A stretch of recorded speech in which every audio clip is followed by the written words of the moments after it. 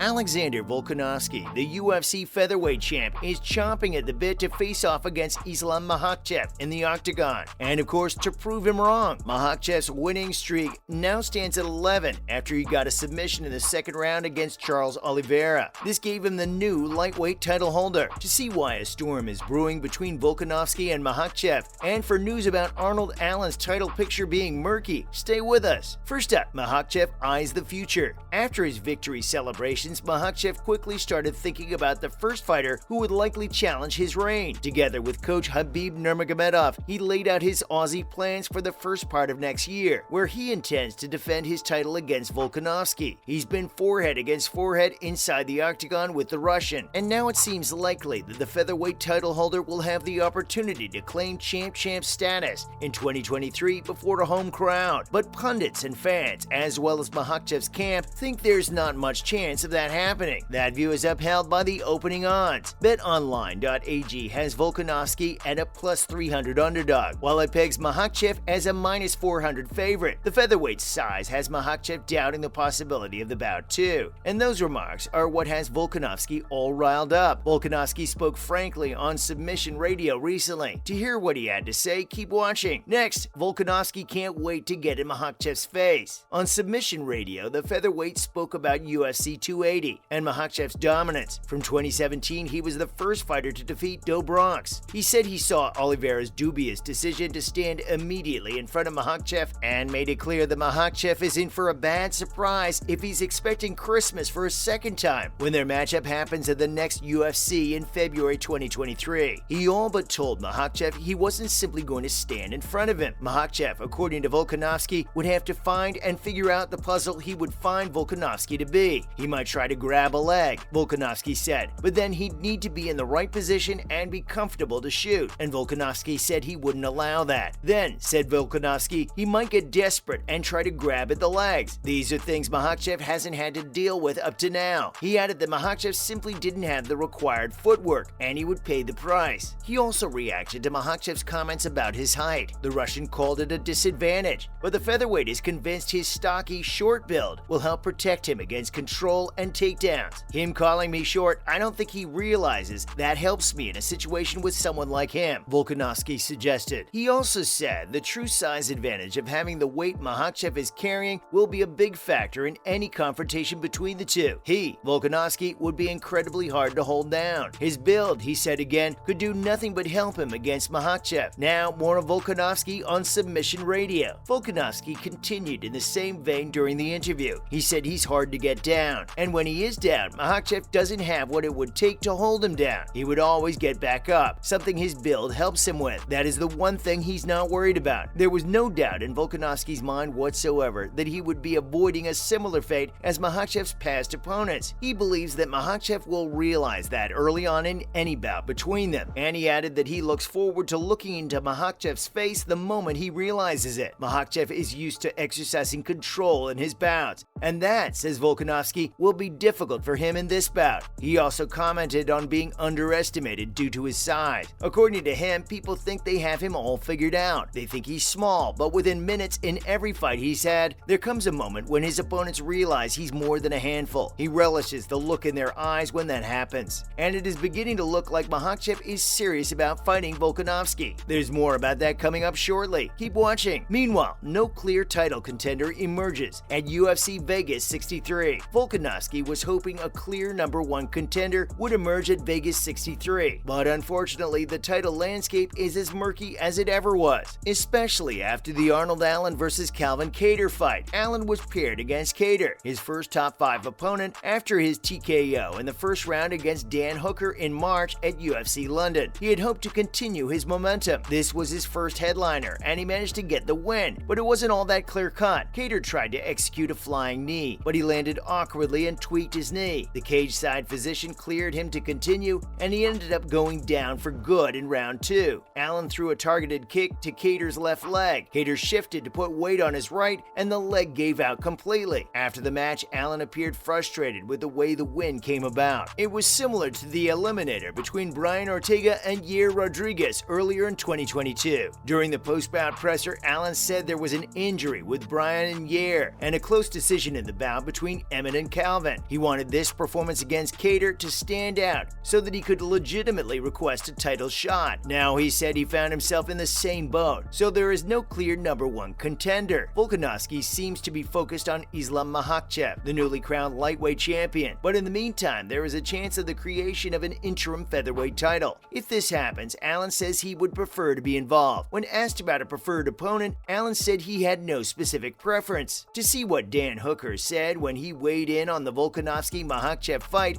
watch to the end. Meanwhile, Makhachev seems keen to take on Volkanovski. Islam Makhachev is nothing if not a man of his word, certainly when it is about the possibility of a matchup against Alexander Volkanovski. When he capped off his astonishing lightweight division winning streak against Charles Oliveira at last month's UFC 280, he handed the people of Dagestan, a Russian republic, their UFC champ. Talks about a Makhachev-Volkanovski super fight began immediately after the Oliveira submission. There was a brief face-to-face in the Octagon, and this was all about hyping up the matchup between champions. Earlier, Volkanovski expressed how his doubts about this fight is becoming a reality. He'd like for the bout to happen in his own backyard, in Perth, Australia, in the UFC 284 in February 2023. He questioned Makhachev's sincerity about agreeing to the fight, and Makhachev assured Volkanovski the fight is on. "The second I receive the paper, I will sign it. Don't worry," Makhachev said. He then added Volkanovski should enjoy his first spot in the P4P for now. At the Oliveira vs. Makhachev fight at UFC 280, Volkanovski weighed in as backup. At UFC 276, he beat Max Holloway and hinted a move to lightweight may be on the card so he could take the next champ.